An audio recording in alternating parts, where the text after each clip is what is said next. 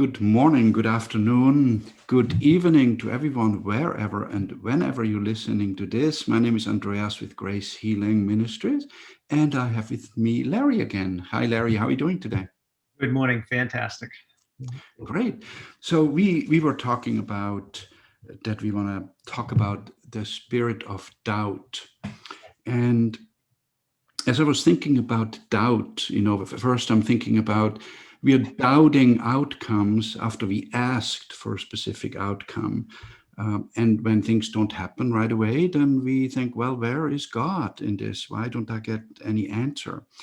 I was looking in scripture. I found an interesting quote, and I'm going to read that real quick. It's from James chapter 1, 6-8.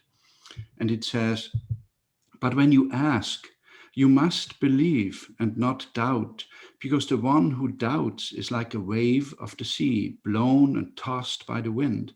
That person should not expect to receive anything from the Lord.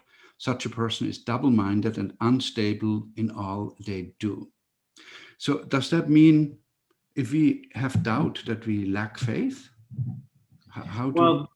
That's a good question, because in my experience in dealing with a lot of different faiths and a lot of beliefs and practices that are out there today that you would define as religious views, whether they're Christian, Buddhist, or Hindu, or whatever. In all humility, what I see is people don't understand what faith is. Because you hear within different church settings or different instructional settings, people crying out to God, "Oh God, give me more faith." The reality is God can't give you more faith. God has given you faith, period. It is your willingness to engage within faith through trust that determines the measurable result. That's our part of joining with the absolute gift of God's presence, which the gift of God's presence is absolute faith, without limitation, without a volume dial turned down. Because God didn't come out to you and give you the gift of faith and say, "All right, I'll be back next year and give you the batteries." It was given to you in totality. And we have to back up for a moment. Like when you said at the opening of the call, we were going to speak about the spirit of doubt. One of the other major misconceptions that I witness, especially within the Christian practice of faith, is they've lost sight of the fact that we are dealing with things of a spiritual nature rising from the order of principalities, that anytime, these are Yeshua's words, anytime we see something of a corrupt or broken nature, it rises of the spiritual realm first, or the order of principalities.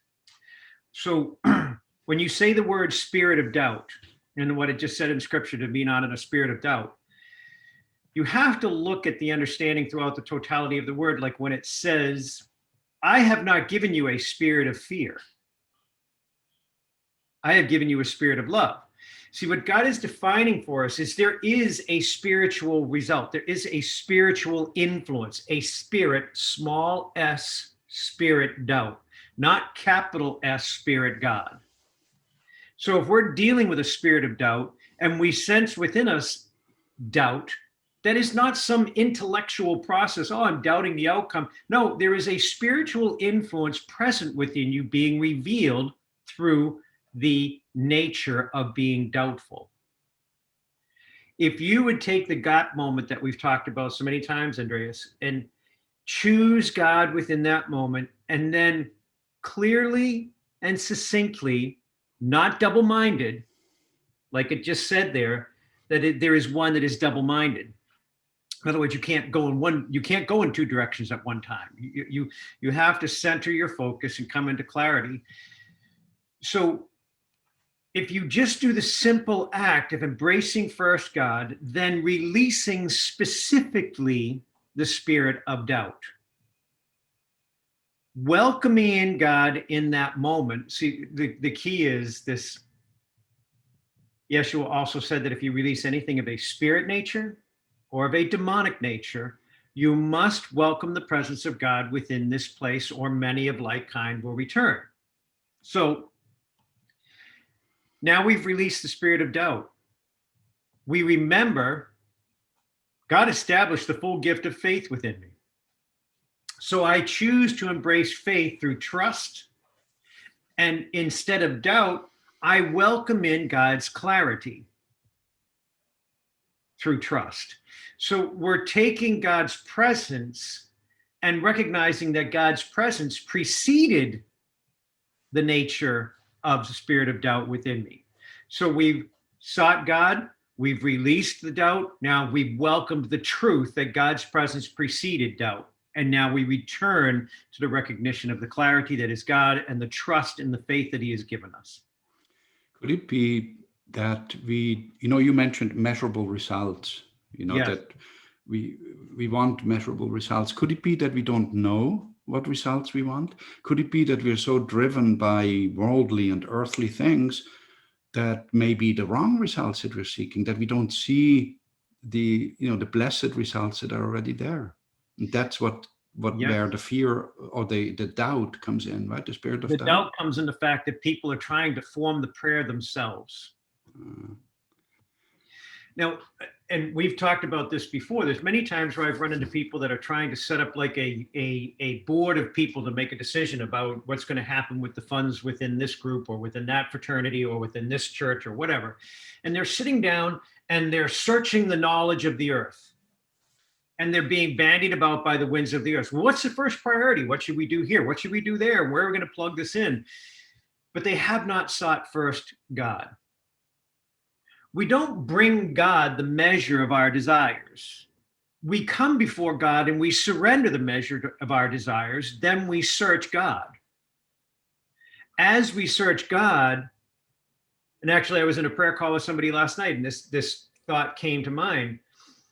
If you relinquish your desire to set goals, you relinquish your desire to set expectations, you relinquish your desires, period, then embrace the living presence of God within you, you will encounter God. And when you encounter God, you will discover within God the appropriate goal or expectation that is already completed in God's will and plan.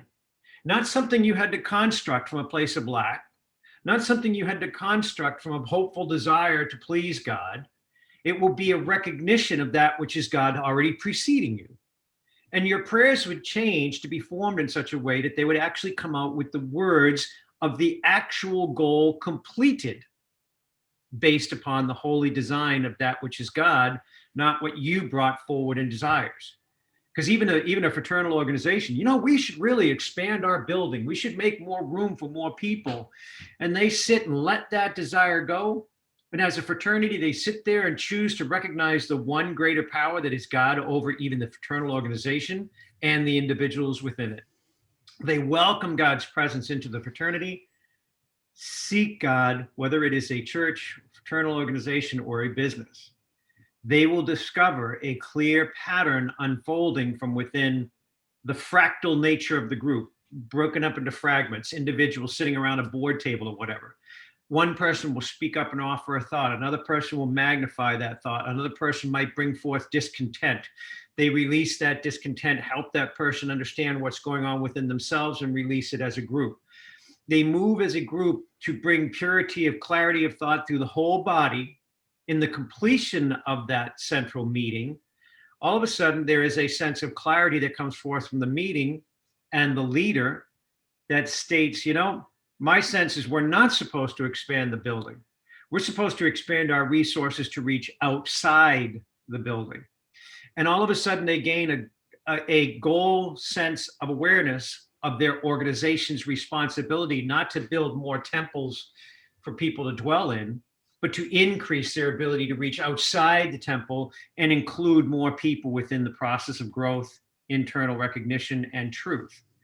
So this process of taking our desires first before God and letting them down before God, just resting them before God and saying, God, we trust you, not our own machinations, not our own thought process, not our own considerations, even those considerations of this fraternal organization. We submit ourselves fully unto you. We trust that your spirit will guide this meeting, will guide our dialogue, and bring us to the desire you hold for expected benchmarks and outcomes and goals for what you want to see completed by your will. Imagine if every relationship, every institution would work that way in this world, how the world would be different. It's incredible. We have that desire within Grace Healing, but we release it every day. Right. God has shown me visions of working within the legal institutions, the medical institutions, the psychiatric institutions, all these different educational institutions, to help them understand this concept. That it is not about your will as an institution. It is about how could God use this institution to magnify and increase humanity to the awareness of that which is blessed within creation. And it's our hope to reach into that. But there again, if it's not evidencing, you asked this question before, where is God? Why isn't God help? This is a worthy cause. And I can't tell you how many times I've heard that within a group, whether it's Christian, Hindu, Buddhist, whatever. But this was a worthy cause. I don't understand why it didn't succeed. And they're destroyed by the fact that it didn't happen. And this comes back to basic fundamental teaching, that if a person is setting out with their desires first in the prayer, they've already lost central focus upon God. And then they're sitting there saying, oh God, well, we really wish you to bless this building. We want you to increase this building. We're coming with a desire that may not be part of God's will. And then we're thrusting resources in. We're chasing people down. We're trying to raise funds. We're alienating people by raising funds for a building that somebody in their heart is going, we're not supposed to do this. They're the one with clarity in the midst of that body, but nobody's listening to them because they forced for a desire and they did not submit it before God. And as this begins to unfold, some people are kind of going, this is not right. And they start to find a divide within the fraternal organization. Then they have quiet spirits of gossip rising over here, and they have judgments rising over here, and then they have an offense that rises for some. They didn't even listen to a word I had to say. So even though it was a worthy cause to see the building increase so that they could bring more bodies in, they didn't have the wisdom to recognize that within their midst, they brought their desire first, not their desire to seek God's will. And then as they get down the road, they realize it's not happening. It's just not coming together. It's not happening. We're finding a divide within our people. Oh, we raised the funds real easy. We got the money real quick, but now we're losing our people that we love so dear. We haven't seen Jim around for a while. Where's Mary? And they're starting to recognize something has changed. Well, we thought God blessed this because they came with a personal desire and said, since it's worthy, God will bless it. Mm-hmm. They didn't honestly, with integrity, release the desire before God and say, God, this is yours. We submit to you completely. It is yours to use as you will. We trust in you to move the prayers of this meeting. And we go, oh my God, we aren't supposed to expand the building. We're supposed to expand our ability and outreach to reach into the community for those that don't want to be in a building. For those that may be lost in the street corner, living in a cardboard castle, to another person that may be finding great distress in their lives because they are so guilt-ridden because they can't go to church, but their work requires them in work on Sundays and Wednesdays, so they can't tie into their church community, and they are beating themselves up week by week, destroying their own lives from within themselves because they are so shamed and guilt-ridden that they can't function anymore. But that church building was there as a beginning point, not a place to increase the building, but a place to increase its outreach. So again, if we come before God with our desires, we will never gain that wisdom because we will always want to bless what we think is worthy. Yeah. In other words, we have an ego-driven agenda. Often we want to measure our own results that we imagine the results should be. We can replace the word you mentioned, worthy, unworthy. We can replace that with goals, that we always have to set. We feel we have to set. And then on the flip side is the guilt of unworthiness, isn't there? Yeah, exactly. That so many people are driven with not just relating to church, but feeling unworthy in a relationship because they feel let down, they couldn't stand up, and so forth. Maybe we can talk a little bit about that guilt of unworthiness, what that does to us. It can get us sick, right? Well, let's go back to the beginning of our discussion. This is not something that is just a spiritual emotion or construct. It is spiritual influence. It is many times demonic in nature because usually for a person to feel unworthy, it's been cast into them by an institutional body. It's not something that they just took on themselves. There are women in days of the old, I mean, not even that old, I mean, back in the 60s and 70s, that were actually cast out of the church because they were raped. That's the spirit of high judgment moving through the body of a people. That is a demonic form of high judgment coming against this blessed and beautiful creation of God. And now she walks with shame, guilt, and she's offended by what the church did to her. So the reality is we've just named that out of spiritual shame, she needs to release the spirit of shame that was cast upon her. She needs to release the spirit of guilt that she embraced within her. She needs to release her attachment to the spirit of high judgment that came against her through that institution, that organization. She can sit there and release these things in the presence of God, welcome presence of God within, that God preceded these things. Where was God in the moment that these things occurred? I release the spirit of rape that came against me through the physical actions of that man. I pray forgiveness unto him, forgiveness unto those within the church, those who led that body of the church, those who were the people that were governed of a spiritual nature, so that in this moment, I would be blessed by God to speak the words of life into this setting. And in my experience, when I was physically raped, I had to discover God's presence within that, discover where was God. God was the protector. My body still functions, I am whole. So God protected me, but I was able to look back through it and release the spirit of rape, release the spirit of aggression, release the spirit of manipulation that came against me. Sit there and genuinely, with full integrity, embrace God's presence and extend holy forgiveness of God's presence to those individuals that came against me. So it would be the same if we would honestly search the presence of God. We would find ways to recognize God within a situation that really stunk in the past. Mm-hmm. We would release the spiritual components, that shame, that guilt, that self-doubt, the corporate doubt, whatever it happens to be. Because if we touch that gap moment of here's a thought, here's our reaction, that gap in the middle, we embrace God. If we do that, we will recognize the things that are in us spiritually because we embraced God, and God will reveal everything that is not God. Begin releasing words that don't fit the attributes of God.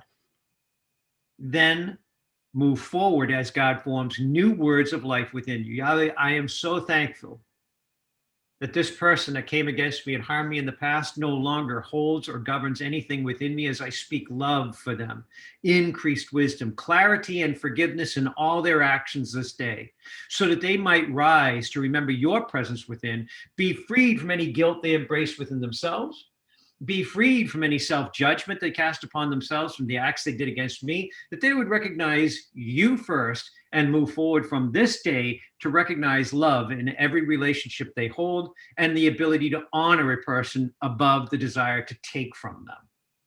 That our words would become words of blessing in every setting.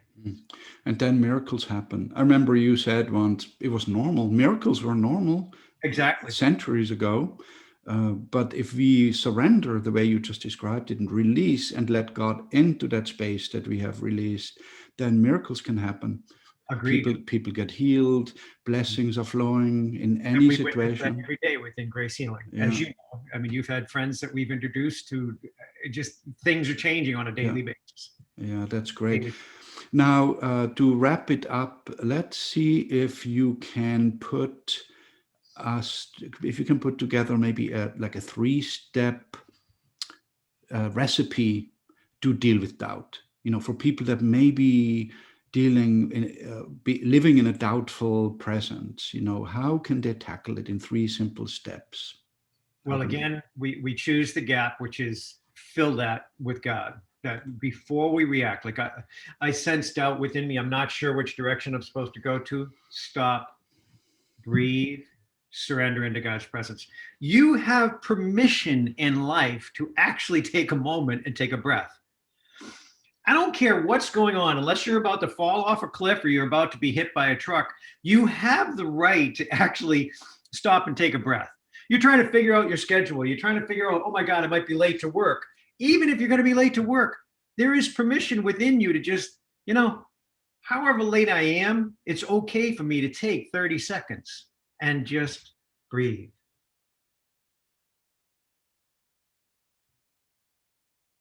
And as we breathe, we choose that moment of God.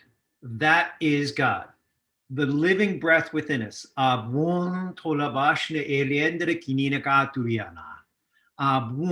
The living breath, the breathing life of God's presence within. We choose that in the gap.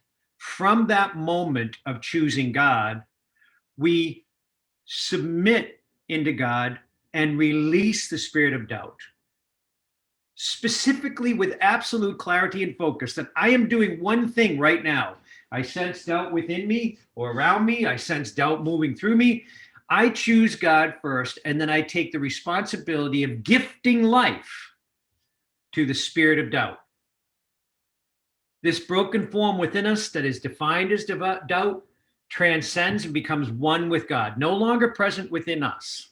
So it is first recognize God, take a deep breath, release the spirit of doubt, then simply choose to recognize God in trust through the gift of faith and move forward with clarity.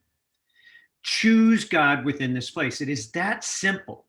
It doesn't have to be covered over with a whole bunch of theological observation and doctrinal theses and all kinds of stuff. It is that simple. God first, release that which is not of God, return to that which is God. It is that simple in every single walk of our experiences, whether it is doubt, whether it is fear, whether it is anger, whether it is judgment. It could be any aspect of anything. It is a small s spiritual influence that we embrace the capital S Spirit of God.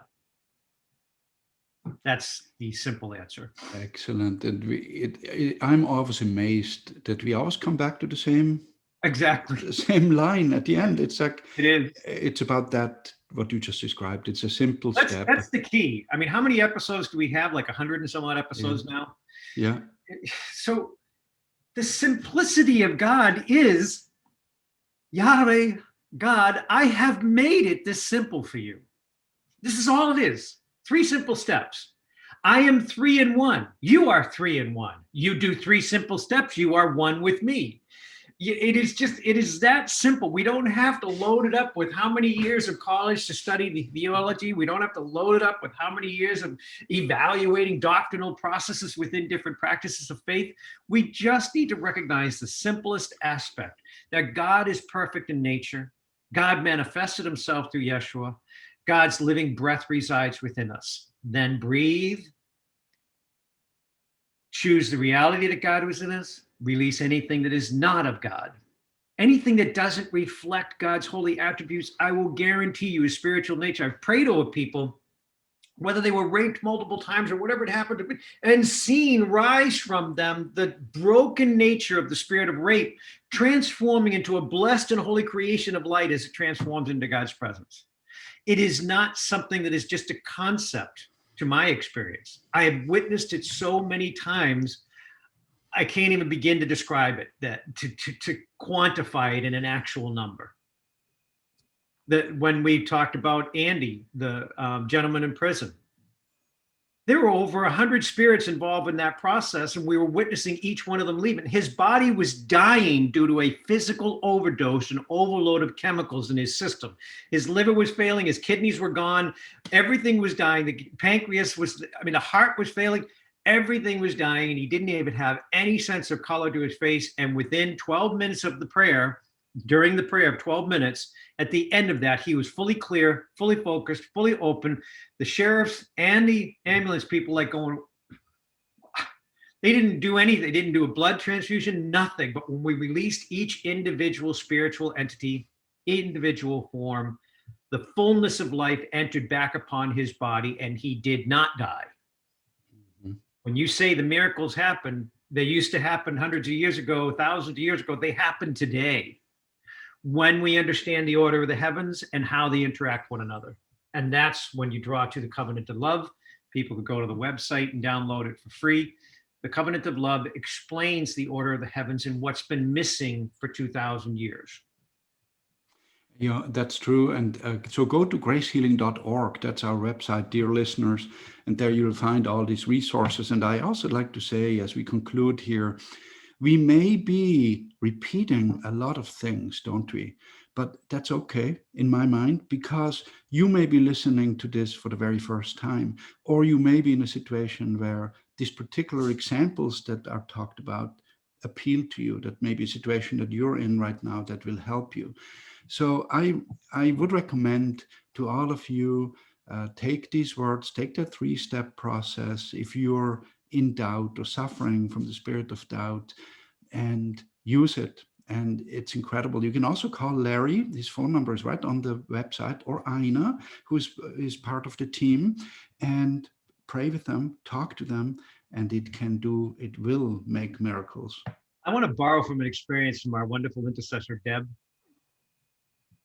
She reviews these videos constantly because she's providing the titles and all this stuff. And she finds that every single time she returns to them, it's like there's a deeper awakening, a deeper understanding, or deeper clarity. And it is so funny and wonderful because she's reviewed these things over and over again. And then she's like looking for the specific place that God is leading her to, what words to tie to it for you to put on the internet, and how to plug things together. But it is just a joy to hear that she exposes herself to it so many times. But if she does that video 1, 3, 5, 7 times, every single time she's gaining something new. So for all of you out there in the audience, please delve into these resources. We make them available for free because they are not our own. We submit ourselves first before God, and before God, God governs the nature of our words. Therefore, it is yours to access. It is yours to have. And that's why we set up Grace Healing as a resource for this knowledge and information, not something that you're going to just purchase everything from. So wonderful. Thank you, Larry. Thank you, everyone, for listening. Please come back. We'll be talking again next week. Yes. Thanks, everyone. Blessings to everyone. Take care and be blessed. Bye. Yeah.